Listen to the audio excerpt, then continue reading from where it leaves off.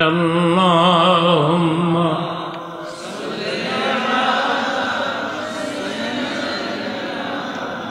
مولانا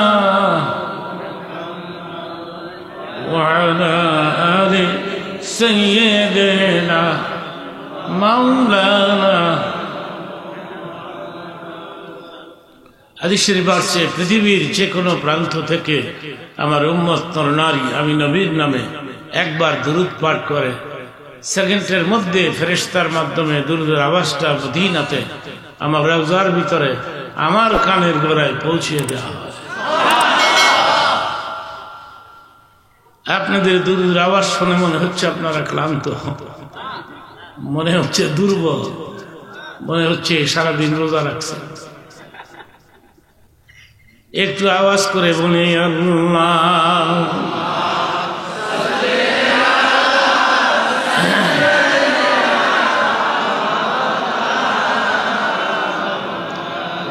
وعلى آل سيدنا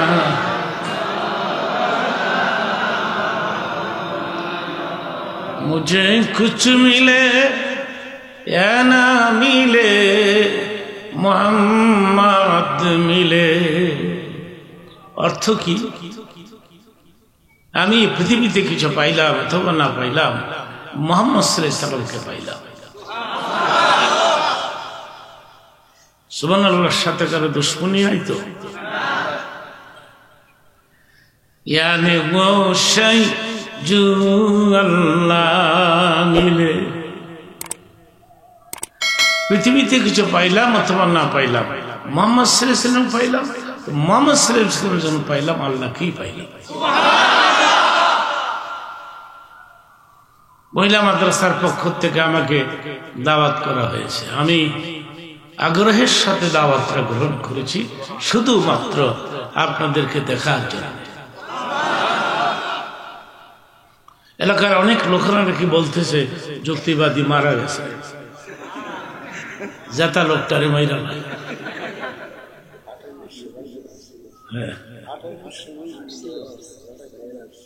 সুবহানাল্লাহ। ইউটিউবের মধ্যে আমার ব্যাপারে খবর দেওয়া হয়েছে যুক্তিবাদী ইন্তেকাল করিয়াছে।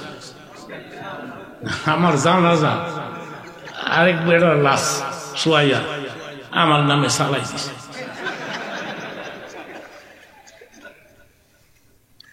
মানুষ কত খারাপ, আবার মানুষ কত ভালো হয়। আমি দাওয়াত গ্রহণ করেছি আপনাদেরকে দেখার জন্য, আপনারা আসছেন আমাকে দেখতে। অনেক লোকেরা ভেতরে গিয়ে আমার সঙ্গে দেখা করলো, মুসাফা করলো, মুসাফার ভিতরে আবার হাদিয়াও দিল।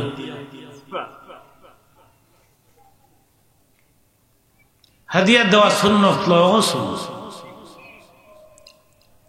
কিছু লোকরা এমনি মুসাফা করে, শীতের দিন ঠান্ডা হাত লুয়েছে মুসাফা করবে। তো আপনার এই দইরা আবার যাতা দেয়, যাতা দেশ 20 টাকা দিয়া যাতা দেয়। কোন জায়গায় পয়সা দিতে হবে সেটাও তো শিখি নাই, কি সাতার মুসলমান হইলাম। আমার জন্মস্থান হলো সোনারগাঁয়ে, ওই সোনারগাঁ। তো বাড়ির দিকে যাচ্ছিলাম, হঠাৎ করে দেখি রজবের মাস এক লোক মাইক লাগায় পয়সা তোলে খাজা বাবার নামে। এর কণ্ঠ এত ভালো, আমার দিলই নরম করে রয়েছে। এমন কায়দা করে পয়সাটা ছাড়ে দেন দেন দেন দিয়া যান সাহায্য করে যান খাজা বাবার নামে। খাজা বাবার ডেক খালি যায় না, দেন দেন দেন দিয়া যান। আমি ড্রাইভারে কইলাম ডেকের কাছে গাড়িটা থামায়া আমি হের মতো সুর দিয়া জিগাইলাম কি দিতাম। তো যেটা পয়সা তোলে হ্যাঁ আবার আমার সিগনাল দিয়েছে, না হুজুর আমনে না। আমি কেন? আমার পয়সা হালাল না, হালাল হইল আমি নিতাম না। আমি কোনো প্রশ্ন করি নাই তাকে, সে এমনি বলতেছে হুজুর আমার কণ্ঠ ভালো তো, এই জন্য আমার এই কামও লাগাই দিছে। আমি শতকরা 20 টাকা নিয়ে গেলাম। হুজুর কারো কাছে কইেন না এই তাজা তাজা খাসি কিনছে, আমি কি এগুলি কি করবো? এটা ভুনা পাকাইব, খাইব, খাজা বাবার নামে আবার গাঁজাও খাইব, আবার রাত্রে মদও খায়। হুজুর কারো কাছে কইেন না। আমি কই এমন এক লোকের কাছে কইলি রে দুনিয়া সব। আপনার গিয়ে দেখুন পয়সার অভাব নেই, দেখছি পেটটা হয়ে গেছে। মাদ্রাসার জন্য মসজিদের জন্য পয়সা চাইলে হুজুর বিজনেস ভালো না, তো কোথায় টাকা দিতে হবে এটাও তো শিখি নাই, কিসা তার মুসলমান হইলাম। তো আমি আসছি আপনাদেরকে দেখতে, আপনারা আসছেন আমাকে দেখতে। আমাকে দেখেছেন সবাই, সবাই দেখছেন, পছন্দ হয়েছে? ঠিক আছে। আমার জীবনের কিছু ঘটনা আছে স্মরণীয়, আমি ওয়াজ শুরু করার আগে ঘটনাটা শোনাব। আজ থেকে 30 বছর আগে সম্ভবত বরিশাল গেলাম ওয়াজ করতে।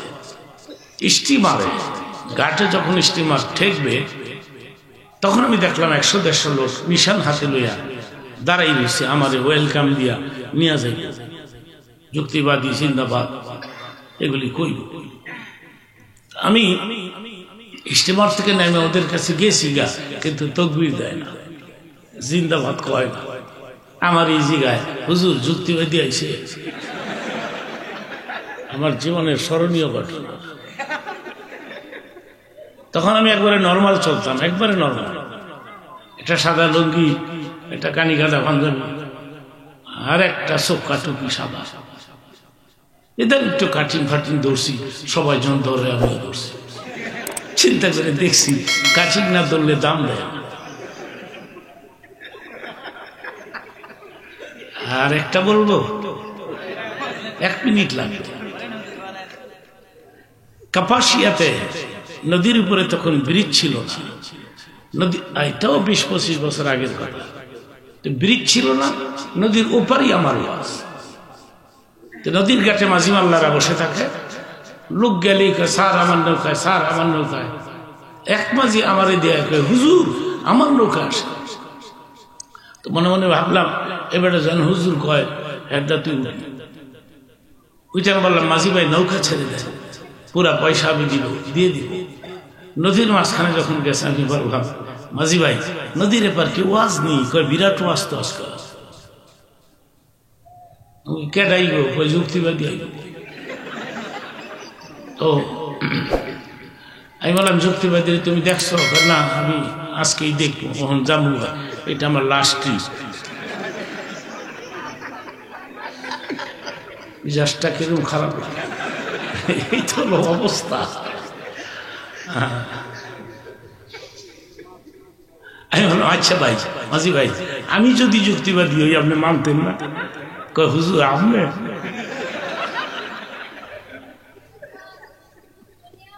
পয়সা দিতে চাইলাম, নিল না। আমি বললাম আমি যদি জানতাম তুমি টাকা পয়সা নিবে না তাইলে আমি তোমার নৌকাতে সরতাম না। কেন নিবা না? তখন দেখলাম চোখের পানি মুছতেছে। হুজুর আমার ভাগ্য ভালো যে আপনি আমার নৌকায় চলছে, আমি পয়সা নিব আপনার কাছ থেকে? তুমি কি জানো তোমার জীবনের কোন কাজ কিয়ামতের ময়দানে নাজাতের ওসিলা হয়ে যাবে? মোটেই জানো না। ওলামাদেরকে রেসপেক্ট করবা, সম্মান করবা, এদের কাঠমোল্লা করো না। আমাকে বলে কাঠ দিয়া বানাইছে, কাঠমোল্লা করবা, কাঠ দিয়া বানাইছে। আবার এক শ্রেণীর লোকেরা বলে মোল্লার দৌড় মসজিদ পর্যন্ত, মসজিদের বাইরে বলে আমাকে দৌড় নাই। কোন ডিস্ট্রিক্ট? গাজীপুর তো আমাদের কাছের এলাকা। গাজীপুরের বাইরে আপনারা বলেন, একসাথে বলবেন এই পৃথিবীতে সবচেয়ে উৎকৃষ্ট স্থান কোনটা? তো মোল্লার দৌড়। জায়গাটা ভালো না খারাপ? যে বেটা কয় হ্যাঁ নিজে অর্থ বুঝে না। 50 বছর হয়ে গেল আমার ওয়াজের বয়স। মারহাবা বলে আজকে কালকে স্টার্ট দিছে। মসজিদের ভিতরে একজন বৃদ্ধ মানুষ, একেবারে বুড়া, এইটা আমার কাছে গিয়া কয় ছাত্র জীবনে আপনার ওয়াজ হচ্ছে। বুড়ায় কয় কি দেয়? তো বুড়া যদি এইটা কয় আমার অবস্থা কি?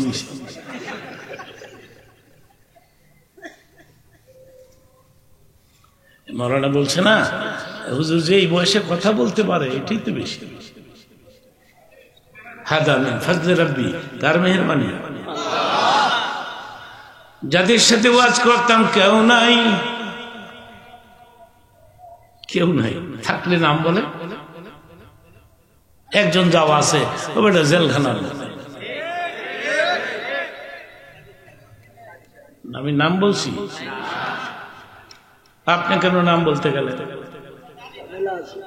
জানলে মনে মনে জানেন পরিস্থিতি ভালো।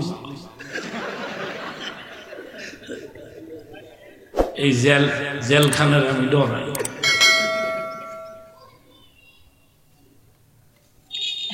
আমার একটা কথাও বুঝতে গিয়ে মিস করবেন না। লম্বা ওয়াজ কিন্তু করতে পারি না, বয়সের যন্ত্রণা। আমার দোষ না, বয়সের দোষ। বয়সের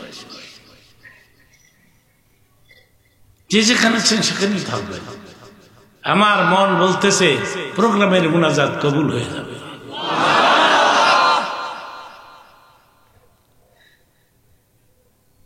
দিনের নামে বলেছেন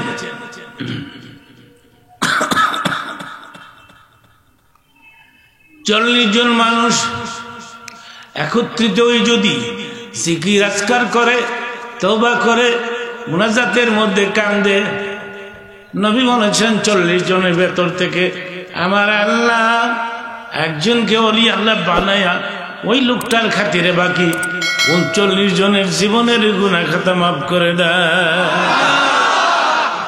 কুল্লে 40 ওয়ালিয়া।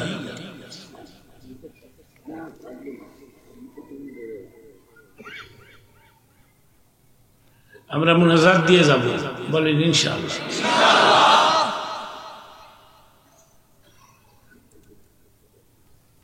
সবাই আমার দিকে নজর করে আছেন।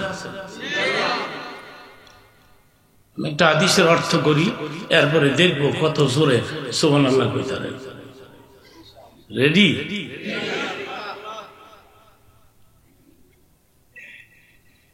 কেউ যদি উলামায়ে কেরামের চেহারার দিকে, আপনি যদি উলামায়ে কেরামের চেহারার দিকে এক দৃষ্টিতে নজর করে থাকেন, যতক্ষণ তাকায় থাকবেন সগীরা গুনাহ মাফ হতে থাকবে।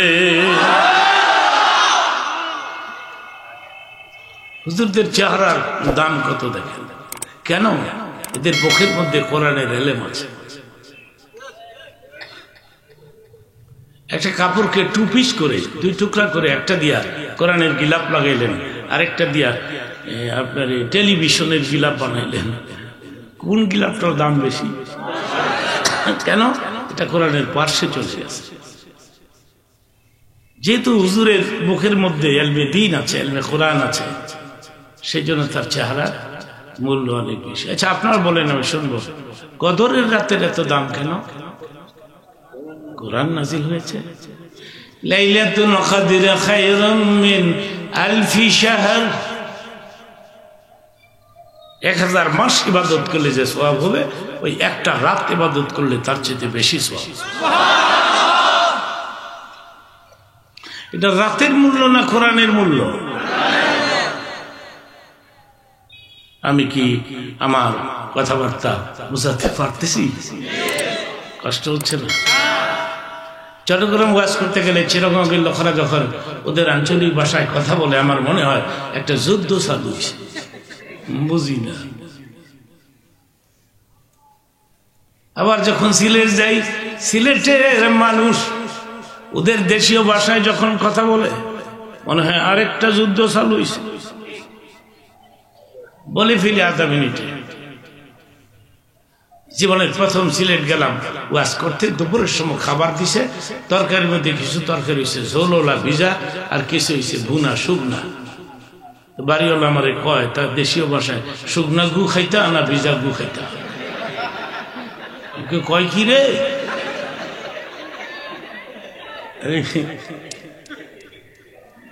এই এবারটা কইতাছে কিতা খাইতা রে বা, শুকনা গু না ভিজা গু? মানে শুকনাটা খাইবা না ভিজাটা? সিলেটের কোন ভাই থাকলে রাগ করবেন না, কারণ এক দেশের বুলি আর এক দেশের গালি, ঠিক কিনা বলো? আমি কি পারতেছি আমার কথাবার্তা বোঝাতে? আপনার আমার দিকে নজর করে আছেন? এবার আমি মূল আলোচনাটা শুরু করব। আয়াতে কারিমা যেটা তেলাওয়াত করেছি প্রথম অর্থ করব, এরপরে কিছু ব্যাখ্যা দিব। আপনারা বলেন ইনশাআল্লাহ। ফাবিমা রাহমাতিন মিনাল্লাহি লিনতা লাহুম। হে নবী, আমি তোমার বেলা একটা কাজ করেছি, তোমার দিলটাকে আমি নরম করে বানাই দিয়েছি। নরম দিলের নবী আমার। লাউ কুনতা ফাজ্জান গালিজাল কালব, তোমার অন্তর যদি পাথরের মতো শক্ত হতো, লানফাদ্দু মিন হাওলিক, কোনদিন জনগণ তোমার পেছনে দৌড়াইতো না। তুমি নরম দিলের নবী। এবার এই কথার উপরে কিছু ব্যাখ্যা দিতে চাই। আপনারা বলেন মাশাআল্লাহ। জীবনে কাউকে ধমক দেয় নাই নবী, জীবনে কাউকে ধমক দেয় নাই, কাউকে থ্রেট করে নাই, কারো গায়ে হাত তোলে নাই। আমি একটা হাদিসের কথা শোনাই। মসজিদে নববীতে একদিন এক ইহুদি দাঁড়াইয়া পেশাব করতেছে, সেখানে রাসূল এবং ওমর ছাড়া কেউ নাই। হযরত ওমর একবার ইহুদির দিকে তাকায়, আরেকবার নবীর দিকে তাকায়। তাকায় কেউ, নবী গো, আপনি কি দেখতে পাচ্ছেন ইহুদি বাচ্চা মসজিদের ভিতরে এই যে পেশাব করতেছে, দেখতে পাচ্ছেন? নবী বললেন, তুমি যেমন দেখো আমিও তেমন দেখি।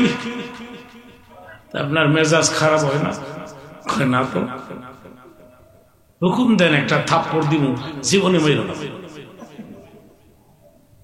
ইসলাম পিটাপিটি করে আসে না।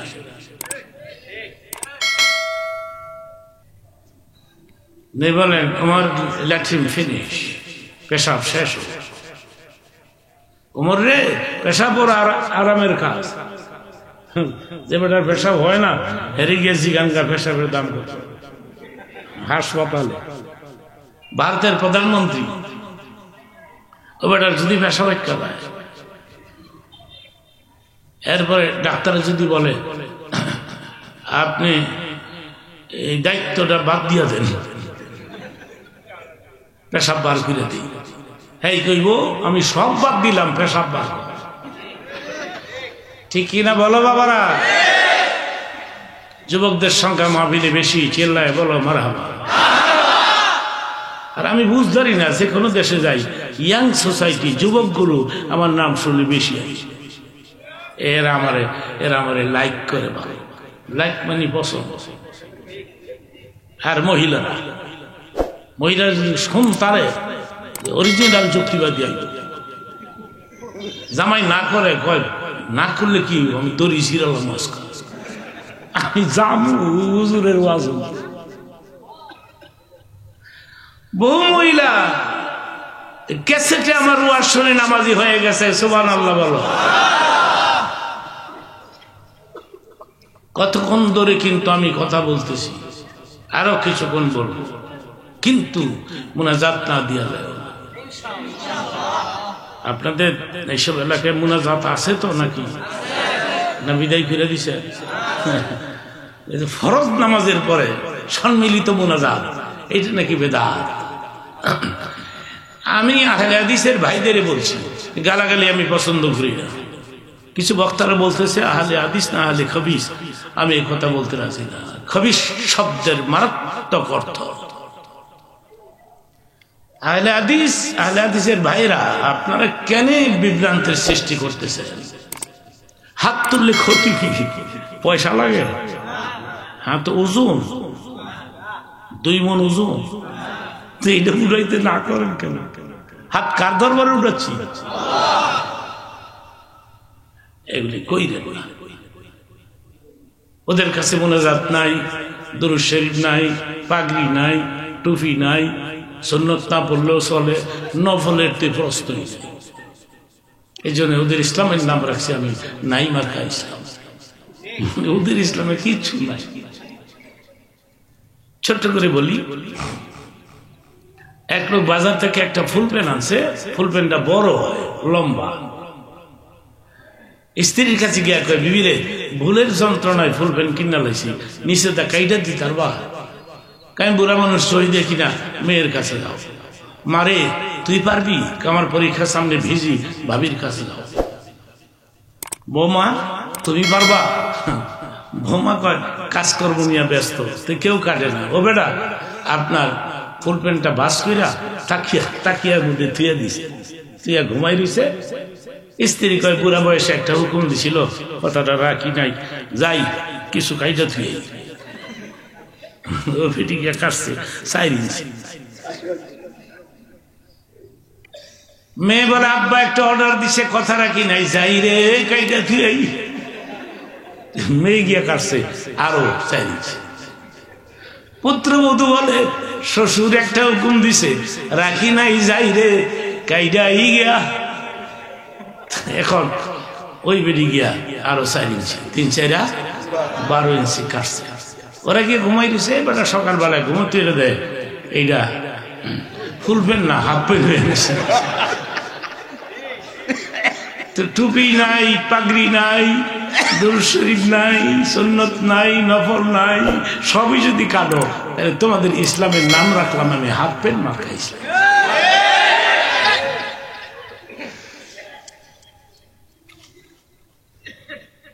আমি আমার কথাবার্তা বোঝাতে পারতেছি? ঠিক আছে।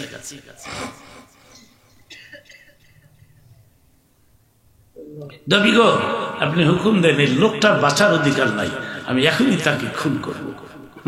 নবী বললেন, পেশাব শেষ। পেশাব শেষ। নবী ডাক দিলেন, আমি আমার কাছে আসো, তুমি কি বুঝতে পেরেছ এটা মসজিদ? হ্যাঁ, বুঝা শুনি একটু পেশাব করছি।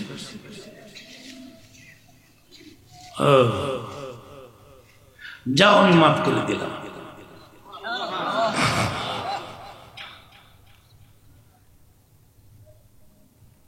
ভারত আমি ছিলাম না থাকলে এই লোকটা সুবিধার লোক না, তোমার জব করল। বাংলাদেশকে সোজা করার জন্য হযরত ওমরের মতো একজন প্রধানমন্ত্রী দরকার। জোরে চিল্লাইও না, এই লক্ষণও ভালো। রাজনীতি করি না, বুঝি না। রাজনীতি করলে কবে মন্ত্রী হইতাম?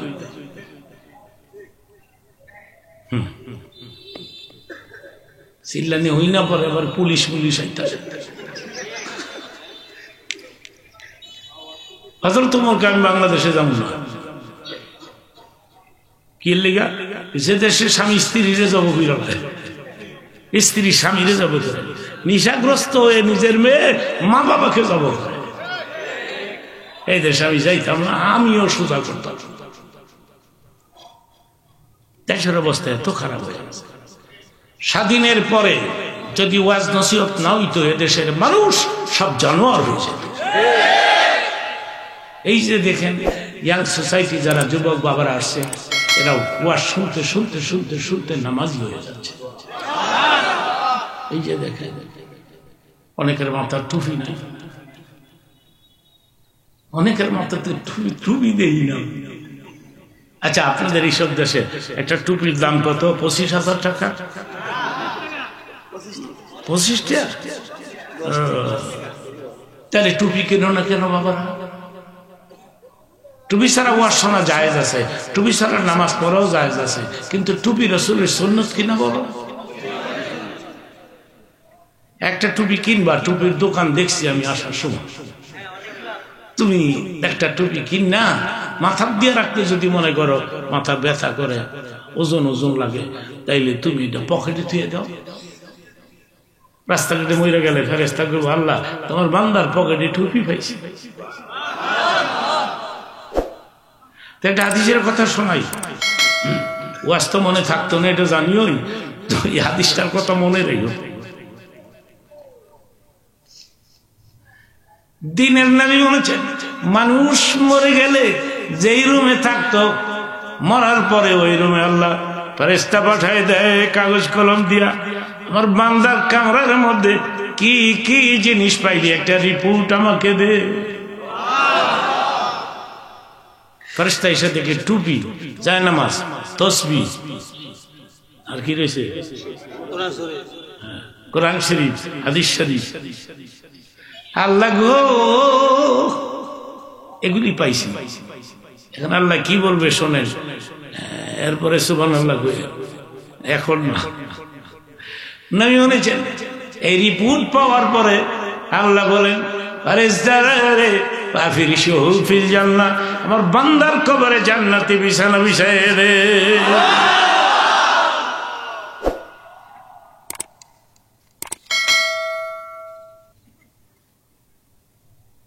টুপি পকেটে রাখবা, টুপি রাসূলের সুন্নাহ। যুবক বাবা, ইহুদি নেই বললেন যাও মাফ করে দিলাম, ইহুদি যায় না। ধীরে ধীরে হুজুরের পাশে এসে হুজুরের মোবারক চেহারার দিকে নজর করে ইহুদি কান্দে। নেই বললেন কাঁদো কেন, কি হয়ে গেল? নবীজি গো, আমি ইচ্ছে করে পেশাব করে পরীক্ষা করেছি আপনি নবী কি নবী না। আপনি নিশ্চয়ই নবী হবে, নবীদের আচরণ এমনই হয়। আর দেরি নয়, আমার পড়াই দেন লা ইলাহা ইল্লাল্লাহ মুহাম্মাদুর রাসূলুল্লাহ। নবী পাকের নাম শুনলে কি বলতে হয়? এইভাবে ইসলাম আছে। পেশাব বন্ধ করে আসে নাই, পিটাপিটি করে ইসলাম আসে নাই, রক্তপাত খুন খারাপি করে ইসলাম আসে নাই। আমি আরেকটা দৃষ্টান্ত পেশ করব। আমি শুনছি বহু মহিলারা আইছে, মাশাআল্লাহ।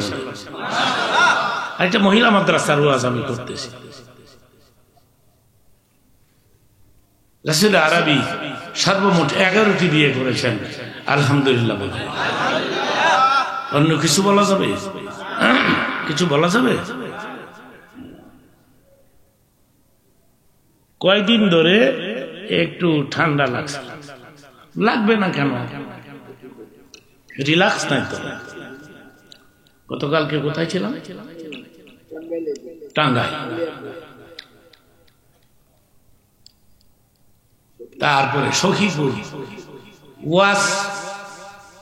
আমার তো আগে মাইক দেয় না কমিটি, আপনি আগে করলে লোক যাইব, বাকি বক্তারা কি গাইছে আমার 10টায় দেয়। ওয়াজ শেষ বাসায় গেছি তখন 3টা বাজে, ঘুম নাই, নিদ্রা নাই। সেই জন্য আমার বড় মেয়ের নাম বিলকিস, ডাকটাম উম্মে হাবিবা। একদিন আমার বললো, তুমি ছাতার বাবা, তোমার বাপ ডেকে তৃপ্তি মিটে নাই। কোন সময় ডাকতো কোন? 3টার সময় ঘুমের তুই এটা বাপ ডাকবো? আমার আবার অভ্যাস কি জানেন, ওই ফজর পড়ে আমি একটু ঘুমাই। তো ছেলেমেয়েরা ঘুম থেকে ওইটা বাপ ডাকতে হয়, এর মায় দেয় না। 3টার সময় আইছে, আবার ফজর পড়ছে, আবার ঘুমাইছে, যাইস না। আমি আবার ঘুমের তুইটা দেখছি, এরা মাদ্রাসা মক্তব স্কুলে গেছে না, এরা আবার স্কুল থেকে এসে দেখছে আমি আরেক ওয়াজে গেছি। আপনারা কম তো ভাই, এরা কোন সময় বাপ ডাকবো? जिंदगी ना कोई तूफान है, 50 বছর শেষে।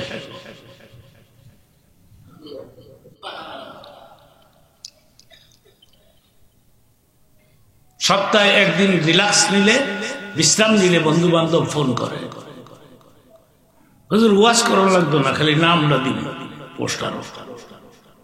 আচ্ছা কোন যদি নাম দিলে তো মানুষ আইলে আমার না পাইলে কি অবস্থা। এই যে আপনারা আসছেন, কেন আসছেন? আমাকে দেখতে, ঠিক কিনা? মোনাজাত না করে যাবেন না, তাহলে আপনি ভুল করবেন, কঠিন ভুল হবে। সেই জন্য আমি অ্যাডভান্স বলে ফেললাম, অ্যাডভান্স ডিক্লার দিয়ে দিলাম, আমার মন বলতেছে প্রোগ্রামের মোনাজাত কবুল হয়ে যাবে।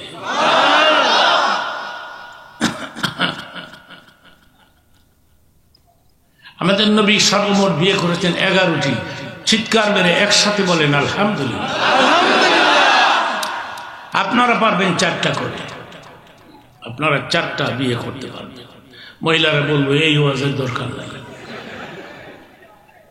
আমারই ফালতারা না, যুক্তিবাদী আরো 3টা বানাই দিল। আচ্ছা কোন তো দিই, এখানে বড় বড় মুহাদ্দিস গুলি বসে আছে, আলেম ওলামা বসে আছে, এলাকার কোন মসজিদের খতিব ইমাম নাই যে আজকের ওয়াজ আসে নাই, মারহাবা বলে হুজুর হৃদয় গাই। ফানকিহু মা তাবা লাকুম মিনান নিসাই মাসনা সুলাসা রুবা। 4টা বিয়ে করতে হবে।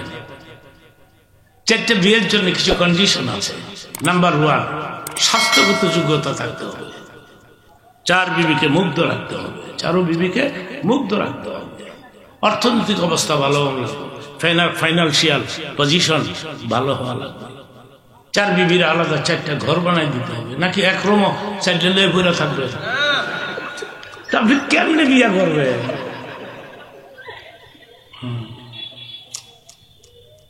গুইনা গুইনা কত কম বিবি, এই বিবির সঙ্গে 10 কথা, কেন 10 কথা গুইনা। শাড়ি আনলে 4টা এক দামে আনতে হইব, একই মূল্যের শাড়ি। আসলে মধ্যে আল্লাহ জিগাইব কয়টা বিয়ে করছিলি? আল্লাহ দোয়ারে 4টা করছিলাম। কিরম চালাইছি আপনি জানেন না? আমি জানি, তোর মুখ থেকে শুনতে চাই। প্রথম একটা করছি, 3-4টার মা হয়ে গেছে গা, ভাল লাগে না, বরিশাল গিয়ে আরেকটা করে গেছে, ওইটাও 3-4টার মা হয়েছে, ভাল লাগে না, নোয়াখালী গিয়ে আরেকটা করে গেছে। আল্লাহ বলবেন এইভাবে আমি তোমাকে বিয়ে করতে বলি নাই। وَإِنْ خِفْتُمْ أَلَّا تَعْدِلُوا فَوَاحِدَةٌ। ঠিক মতো যদি না চালাইতে পারো, একটা। একসাথে বলেন কয়টা? জোরে বলেন কয়টা? মহিলারা খুশি হয়েছে? 2টা বিয়া কইরো না বাবা, এটা বিরাট ঝামেলা, মারা যাইবা, অকাল মৃত্যু। এটা মহিলা লোক, আর একটা পরে স্টার দিও। এক বইয়ের মধ্যে যে কি শান্তি। হ্যাঁ জাগা, ওদিকে আর গেলাম না। এই যে এতগুলি বিয়ে করছে নবী জীবনে, আমি বাংলায় লিখছি, আপনার বাইতুল মুকাররম খুঁজলে পাবেন। আপনি যদি প্রমাণ করতে পারেন কোন বই দিয়ে আমার সামনে যে নবী একদিন একটা স্ত্রীকে থাপ্পড় মারছে অথবা গেট আউট করছে। বিবিদের মধ্যে হযরত আয়েশাকে একটু বেশি ভালোবাসতেন, সুবহানাল্লাহ। হযরত আয়েশা একদিন বলে, কি গো নবীজি, আপনি বুঝি আমাকে বেশি ভালোবাসেন? বেশি না, সামান্য। কেন রে নবী? নবীর উত্তরটা শোনেন। নাই বলেন, প্রথম কারণ তুমি আবু বকরের মেয়ে, তুমি জাতার মেয়ে নও, আবু বকরের মেয়ে তুমি।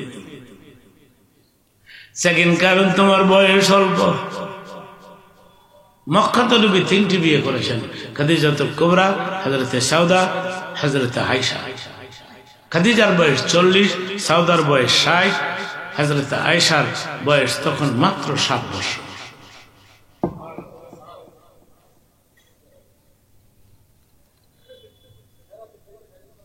তোমার বয়স অল্প, সেই জন্য আশিক নবী একটু বেশি ভালোবাসতেন। নেই বলেন আমার আয়সা রাগ করলে আমি বুঝতে পারতাম। আপনারা বুঝেন না? আপনার বউ রাগ করলে বিয়া করছেন কে লেগে? অযথা। আমি বুঝি কেমনে, মোল্লা মানুষ। আমার বউ রাগ করলে আমি টের পাই। মুখটা মলিন, আমার দিকে চায় না, কথা বলতে রাজি না।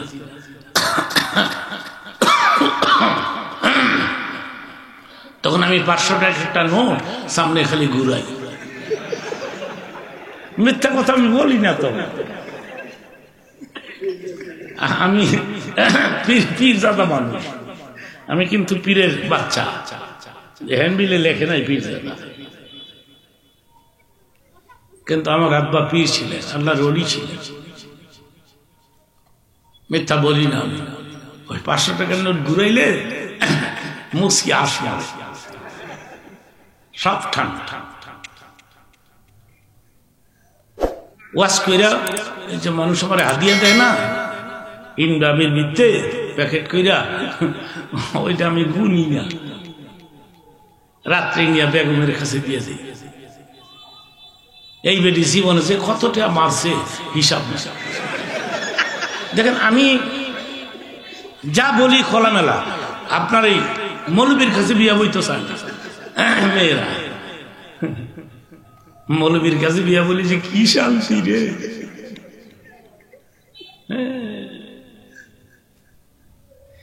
মনে আওয়াজ করছে, আলিম হতে পারলেন না। আলিমের বাপ হন, দাদা হন, শ্বশুর হন। হাদিসের মধ্যে আসছে ওই সাবু আশারাতুম মিন আহলি বাইতিহি, একজন মাওলানা, কথাটা শেষ হবে চিল্লায়ে সুবহানাল্লাহ বলতে হবে। একটা মাওলানা হাসরের ময়দানে বিনা হিসেবে তার বংশের থেকে 10টা করে লোক জান্নাতে নিতে পারবে। নারায়ে তাকবীর। কাকে কাকে নিবে বলবো? মা বাপ, দাদা দাদি, নানা নানি, শ্বশুর শাশুড়ি। এই ওয়াজ হই না, একবার তাসির হইছে, ওয়াজের থেকে রাত্রে 12টায় বাসায়। তার একটা মেয়ে আছে 10 পাস, মেট্রিক পাস। এ মেয়েরে ঘুমেতে জাগাইছে, জাগাই মা আমি একটু বেহেশত যাইতাম চাই। মেয়েকে গেলে জানগা আমারে ঘুমেতে তুলছেন। যুক্তিবাদী কইছে তোরে মাওলানার কাছে বিয়া দিতাম, তাহলে মাওলানা আমার জান্নাতে নিব। এবারে যে খেয়েছে বাবার ঘরের বাবা। এই যুক্তিবাদী ফেসগুলি লাগায়। অন্য হুজুরা কি সুন্দর ওয়াজ কইরা জায়গা, সুন্দর সুন্দর ঘটনা, কিসসা কাহিনী। হ্যাঁ, এই বেটাটা এই কয় পোলারে মৌলবী বানাও, মাওলানা বানাও, মেয়েরে মাওলানাকে বিয়া দাও, পর্দা করো, ভল লাগো। আমার মোল্লার কাছে বিয়া দিব, আর মানুষ পাও না, রিস্কাওয়ালার কাছে দিতার না। এবারে জানে মোল্লার বউ হলে সিনেমা দেখা যাবে না, ঠিক কিনা বল? মৌলানার বউ ছাড়া জান্নাতে যাবে না, আপনিও যাইতেন না। আপনারা যে বিয়া করছেন না, বউ লইয়ে যাইবে। হাদিসের কথা তো। আপনার যখন আল্লাহ জান্নাত দিবে, আপনি কইবেন আমার বউ কই? আল্লাহ আল্লাহ তোর বউ সুবিধার বউ না, তুই একাই যা, হুর হুর দিয়া দিব। হাদিস শরীফের মধ্যে আছে, তখন আপনি বলবেন আল্লাহ গো 50, 60, 70 বছর জিন্দেগি করলাম, কিন্তু আমার বউ কই? আমি একা কেমনে থাকবো জান্নাতে? আমার বিবির আইনা দাও, না হয় আমি যাব না। তখন আল্লাহ বলবেন ফেরেশতারে তার স্ত্রীকে এনে দে, একসাথে জান্নাতে যাবে। জোরা জোরা জোরা জোরা হাদিস আসছে, জোরা জোরা মিলাইয়া জান্নাতে। জান্নাতে যাওয়ার আগে আপনার বউ কত সুন্দর হইব কমু বলল, হুরের চাইতেও কয়েক হাজার গুণ বেশি সুন্দর। এই যে বুড়াগুলি আমার সামনে বয়ে রয়েছে, একটা বুড়াও বেহেশত যাইত না। ওই যে পেছনে একটা লোক কালা, চরম কালা, হ্যাঁ যাইত না। কালাই কইব কিল্লি গাইছিলাম হেরুমা। এটাও তো হাদিসের কথাই বলতেছি আমি। 50 বছরে কেউ ভুল ধরতারলো না যুক্তিবাদী রে, বুড়া বয়সে ভুল ধরবো? মারহাবা কর। প্রতিটি মানুষ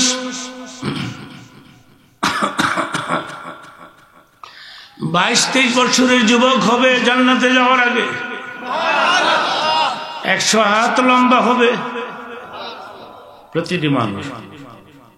মহিলারা হইব 90 হাত, পুরুষ হইব 100 হাত। মহিলা 10 হাত ডাউন। মহিলা আবার পুরুষের উপরে যায় কেমনে? দুনিয়া কিয়ামত হইছে।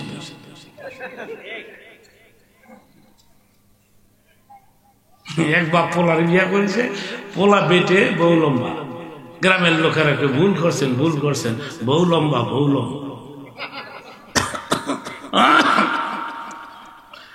একটু গরম পানি দে,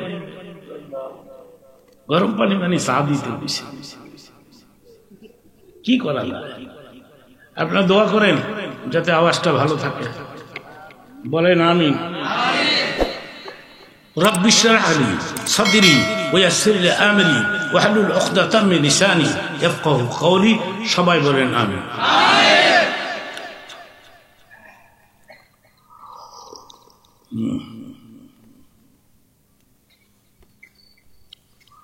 আমি ঘড়ির দিকেও তাকাই নাই, 11টা হয়ে গেছে। আমি আরো আধা ঘন্টা বলবো, বলেন মাশাআল্লাহ। কিন্তু আমি যেন না দেখি একটা লোক দাঁড়াইছে মুনাজাত না করে। Maybe this is my last programme. কালকে আমার একটা ওয়াজ আছে গুলশানের পূব দিকে, কিন্তু দিস ইজ দ্য ফিনিশ। এইটাই আমার জীবনের শেষ ওয়াজ হচ্ছে। কালকে এই সময় আমি খবরের যাত্রী থাকবো, হতে পারে কিনা জোরে কও। ইদা জা আজলুহুম লা ইস্তাখিরুন। 1 সেকেন্ড সময় দেওয়া হবে না, ঠিক কিনা বলো? 1 সেকেন্ড আগেও হবে না, 1 সেকেন্ড। মরণ থেকে যতই পালাও, মরণ তোমায় লইবে গিরি। যদিও শুধু আকাশ পরে লুকাও, সেটাই লাগিয়ে সিঁড়ি। আল্লাহু আকবার। আইনামা তাকুনু ইউদরিকুমুল মাউত। আমি সবগুলো কথা একদিনে বোঝাতে পারবো না, আমি আরেকবার আসবো, বলেন ইনশাআল্লাহ। 20 বছর পরে আইছি। 20 বছর কইয়াছিলেন আপনারা? যুক্তিবাদীর খবর নেন নাই কেন? মইরা গেছে 20 বছর আগে। এতদিন পরে আমার কথা মনে হলো।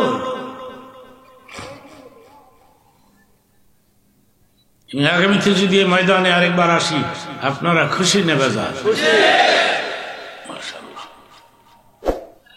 কিন্তু আমার জীবনের শেষ মুনাজাত হতে পারে।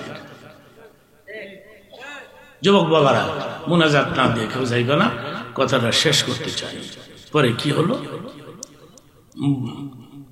আপনাদেরকে বলছি। আয়েশার পাশে স্ত্রীদেরকে কষ্ট দিয়েন না, এদেরকে আদর করবেন, হ্যাঁ, ভালোবাসবেন বেশি। 2টা কাজ করবেন, স্বামী স্ত্রীর মধ্যে মহব্বত বৃদ্ধি পাবে। নাম্বার 1, স্ত্রীকে সালাম দিবেন। স্ত্রী শুধু আপনাকে সালাম দেয়, আপনি দেন না কেন? আজকে রাত্রে গিয়ে দিবেন, দরকারে ঘুমাইতে উড়াই হইল, কইবেন সালাম আলাইকুম। স্ত্রী কইব কোন পাগলা মৌলবীর ওয়াজ শুনেছে আজকে, এরকম করে না রে। হাদিস শরীফে আছে, হযরত আয়েশা বলেন, ও দুনিয়ার লোকেরা শোনো রে, আমি আমার স্বামীকে সালাম দেওয়ার জন্য তৈরি হতাম, এর আগে রাসূল আমাকে সালাম দিয়ে দিতেন। আরেকটা কাজ করবা, স্বামী স্ত্রীর মধ্যে ঝগড়া কইমা যাইব, মাঝে মধ্যে একসাথে এক বর্তনে খাইবা। মাঝে মধ্যে কইছি, সবসময় না। 2 ঈদের দিন, বরাতের দিন, কদরের রাতে, জমার দিন স্বামী স্ত্রী এক প্লেটে খাইবা। আর আজকে খাইবা, আজকে তাজা ওয়াজ শুনছো, আজকে কইবা যুক্তিবাদী কইছে পরে লইয়া খাইতা, বর্তন লইয়া। স্ত্রী গো জীবনে খায় না, একটা ডং শুরু করছে আজকে, অভ্যাস নাই তো। এর একটা হাদিসের কথা বলে ফেলি, শেষ হবে। সুবহানাল্লাহ, জোরে কম লাগবে, শেষ করি আগে। হযরত আয়েশা বলেন, ও দুনিয়ার লোকেরা শোনো রে, আমি আর আমার স্বামী একই বর্তনে বৈশা খাবার খাইতাম, হাড্ডির টুকরা চাবায়া ওই দস্তরখানে ফেলে দিতাম। আমার চিবানো চাবানো হাড্ডির টুকরা রাসূল আরবি 10 খান থেকে উঠে মুখের ভিতরে দিয়ে চাবায়। তখন আমি বলতাম, কে গানা বেজি, আপনার কি ঘৃণা হয় না? এটা সাবাইছি, এটার মধ্যে ঘোষমোষ নাই, এইটা আবার মোহ দিয়া সাবান কেন? নবীর উত্তর শোনেন, এরপরে সুবহানাল্লাহ কইয়া নবীর উত্তরটা শোনেন। নবী উত্তর দিন, আয়েশা রে, তোমার চাবানো চিবানো হাড্ডির টুকরাটা আমি আমার মুখের ভেতর দিয়ে চাপায় চাপায় আমার উম্মতদেরকে দেখাই দিলাম আমি আমার বিবিদেরকে কত ভালোবাসি। নারায়ে তাকবীর। এগুলি করবে, বউ ফিটাই না, বউ ফিটানে লেগে আলাদা লাঠি বানাইছে, সেগুন কাঠ দিয়া মোটা লাঠি। আমি তো যুক্তিবাদী মানুষ, সুতরাং আমি যুক্তি দিয়েই তো বলবো। যুক্তিবাদীর অভাব নাই বাংলাদেশে, 40টার মতন নাম, 40টা যুক্তিবাদী নতুন মার্কেটে আইছে। এক যুক্তিবাদীর জিগাইলাম, তুমি যুক্তিবাদী লেখো, এটা লেখলে দাওয়াত বেশি পাওয়া যায়। জামু কই, অবস্থা ভালো না। বক্তা নাকি 70-80 হাজার টাকা নেয়।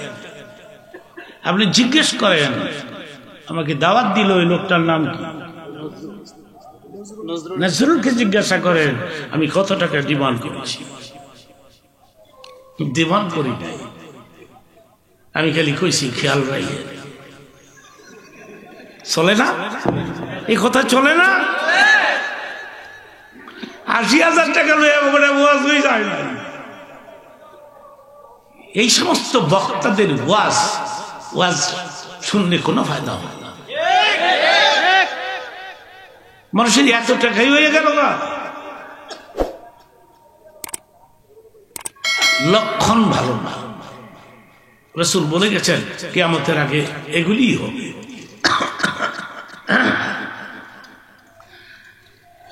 এখন সেগুন কাঠ দিয়া মোটা লাঠি বানাইছে, লাঠি বানায়া ঘরের ভিতরে ওয়ালে ঝুলাই থুছে, ঝুলাই থুয়া বহরে কয় এটা তোর লেগে বানাইছে, সকালে বিকেলে 2 বার জিয়ারত করিস। এগুলি করবে না যুবক বাবারা। বউ ফিটাই বাড়িতে ঘুরে গেলে বউ লেগে চকলেট নিও, বিস্কিট নিও, তাহলে দেখবা খুশি। রাসূল বলেছেন আমি 3টা জিনিসকে ভালোবাসি। নাম্বার 1 নামাজ, সুবহানাল্লাহ। নাম্বার 2 সুগন্ধি। নাম্বার 3 নারী সম্পদ। হ্যাঁ, সেই জন্য একটা হাদিসের কথা বলি।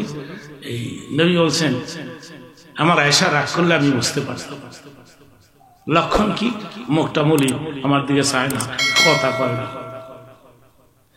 বেশি রাগ করলে আয়েশা কামরার থেকে বের হয়ে যায়। বের হয়ে গিয়া 2 হাত তুললে কইতো ইব্রাহিমের আল্লাহ, ইব্রাহিমের আল্লাহ রে খোঁজে, মুসার আল্লাহ, আমার চোখে দেখো না। তখন আমার নবী আস্তে করে পেছন দিক দিয়ে যাইয়া আয়েশাকে জড়িয়ে ধরে বলতেন ইব্রাহিমের আল্লাহ আপনাকে সাহায্য করবে, মুসার আল্লাহ সাহায্য করবে, আমার আল্লাহর দোষ কি?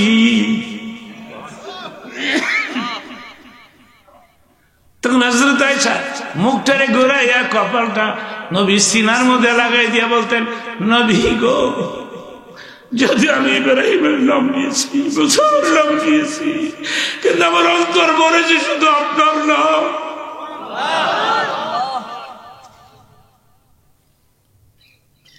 কি ভালোবাসছে হযরত আয়েশা নবীকে, কি জিন্দেগি করে গেলাম আমরা।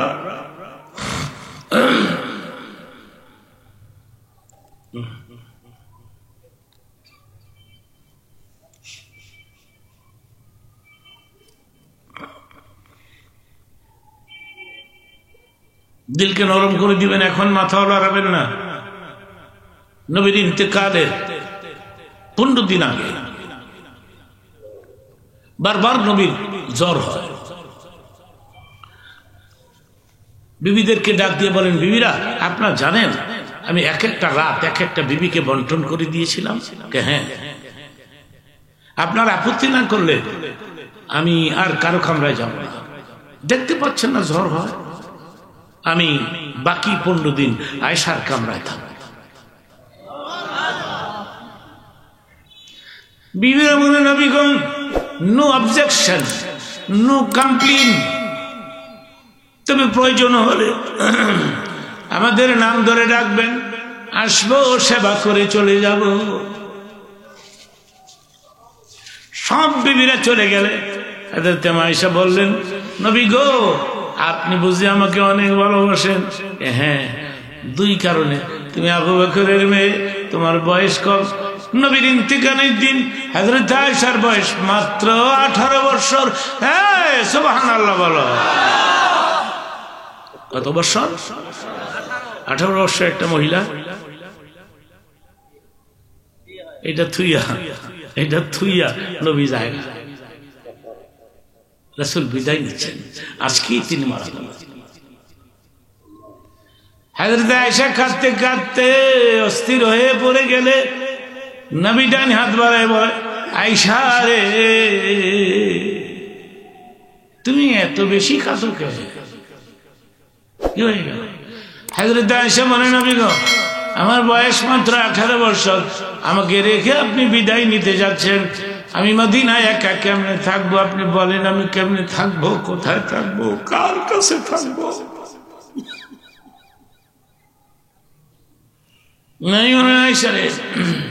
মদিনার সমস্ত সাহাবীদেরকে আমি বলে গেছি, এরা তোমাকে দেখে রাখবে,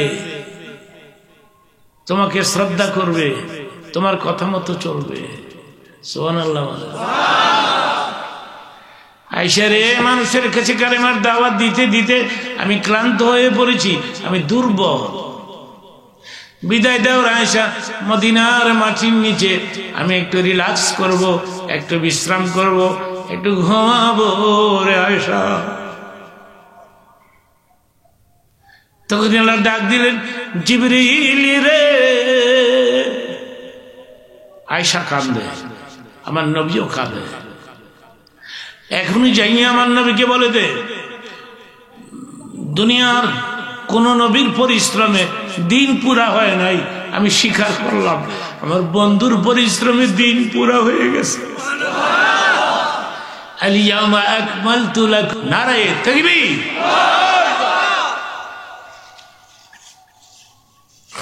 আমার দিকে তাকান। আয়েশার ডাইন উরুতে মাথা রেখে রাসূল বিদায় নিয়েছে।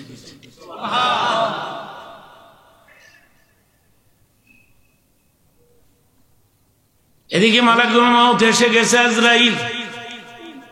নবী বলেন, আয়েশা, আমার মাকে একটু ডাকো, ফাতেমাকে একটু ডাকো, হাসানকে ডাকো, হুসাইনকে ডাকো।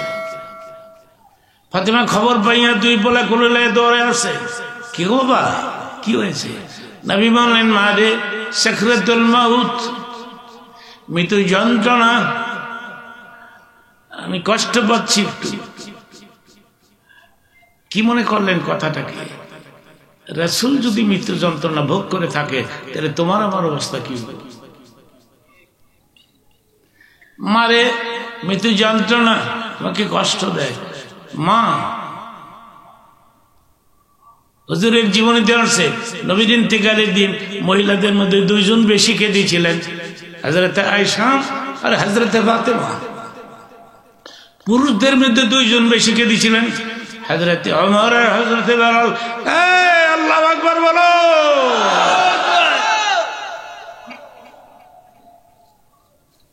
আমি ওদিকে যাব না, আলোচনার এনাদার সাবজেক্ট, আমি ওদিকে যাচ্ছি না, মূল কথা বলে শেষ করব। ফাতেমা বলেন, বাবা আমি তোমারে মরতে দিব না। তখন নবী বলেন, মা তোর বাবাকে কোথায় নিয়ে লুকাবি? আজরাইল এসে গেছে, তো দরজাটা খুলে দে। ফাতেমা দরজা খুলে দেখে এমন এক ব্যক্তি দুয়ারের বাইরে, মাথা আকাশে পা দুটা জমিনে। বাবা গো, এটা কে? বড় আদরের মেয়ে তো, এটা কলিজার টুকরা তো এটা। নবী আর চোখে পানি রাখতে পারে না, ডাক দিয়া বলে, মারে এটাই তো মালাকুল মউত, এটাই তো আজরাইল, কিছুক্ষণের মধ্যে তোকে এতিম করে চলে যাবে। আমি তোমারে মরতে দিব না, আজরাইলকে ঢুকতে দিব না, তুমি মইরো না বাবা। তখন নবী ডাক দিয়ে বলে, মারে তোর ডান কান আমার মুখের গোড়ায় লাগাই দে।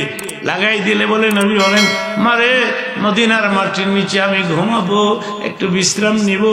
আমি তোকে বলে গেলাম, আমার মৃত্যুর পর 6 মাস পর্যন্ত মদিনাতে কোনো মানুষ মরবে না, কবরে সবার আগে তোমার সাথে আমার দেখা হয়ে যাবে। সেই জন্য হযরত ফাতেমা বাবার ইন্তেকালের পরে 6 মাস বেশি ছিলেন। 6 মাস পরে ফাতেমাও চলে গেল, মেয়ে বাবার কাছে চলে গেল। সেই জন্য আপনাদের খেদমত মন থাকবে, একটা মেয়ে মাদ্রাসায় দিয়ে দেন, একটা মেয়ে মাওলানা হোক, হাফিজ হোক, আপনার ফায়দা হবে। একটা ছেলে মাদ্রাসায় দিয়ে দেন, হাফিজ হোক, মাওলানা হোক, ফায়দা হবে। এগুলি করেন। আপনার ছেলে যদি আপনার জানাজার নামাজ পড়ায়, আপনার কবরের আযাব মাফ হয়ে যাবে। এটি মাওলানার বাপ হতে পারবে। মৌলানা সাহেবের বাবা বাসায় আছে, ঠিক কিনা? বড় বলা মাওলানা হইলে মৌলানা সাহেবের বাবা আছে, এটা ভাল লাগে না?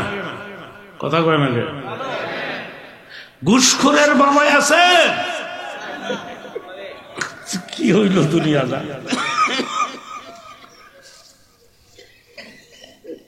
আমি নিজে দেখছি, কেউ লড়বেন না, আমি এখনই হাত তুলে ফেলবো। আমি নিজে দেখছি, আগের পিরিয়ডে এক মন্ত্রী, সিনিয়র মন্ত্রী, নাম বললেই চিন্তা লাগবে, আমি নাম বলবো না, ঈদের নামাজ পড়তে গিয়া জানাজা পড়তেছে। ঈদের নামাজে এত উঠান লাগে, নামান লাগে না?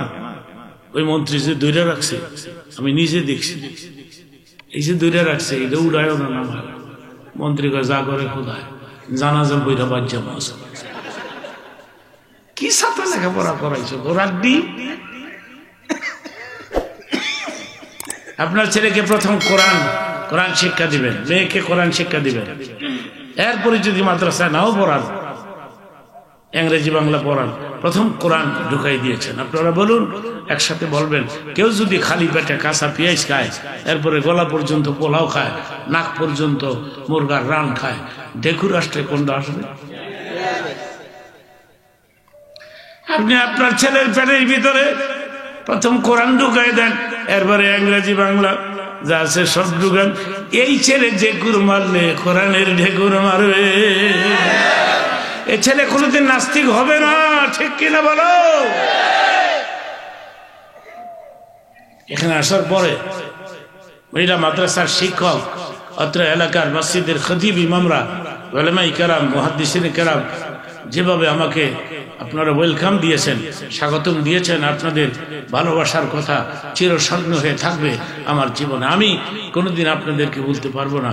আমি ওয়াদা দিয়ে গেলাম, আমি আরেকবার আসবো এলাকায়, কোনো বড় মাঠ থাকলে, ময়দান থাকলে আমি আরেকবার এসে আপনাদেরকে বয়ান করে শোনাবো। সবাই বলেন ইনশাআল্লাহ, সবাই বলেন মাশাআল্লাহ।